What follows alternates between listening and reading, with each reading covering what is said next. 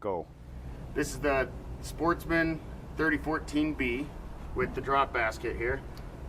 What you want to do is you want to put in these front anchors, just leave them loose so that they can drop right in the holes. I already put this one on here. These anchors are going to come like so with a little spacer. So you want to put that in the bottom, put this spacer like so, go through that hole there, drop that washer right on top,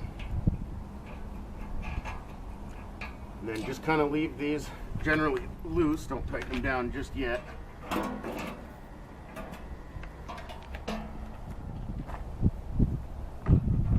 Just pick them up, drop them right in the holes,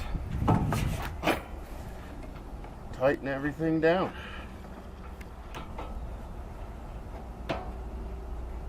You can kind of square those spacers out if you want.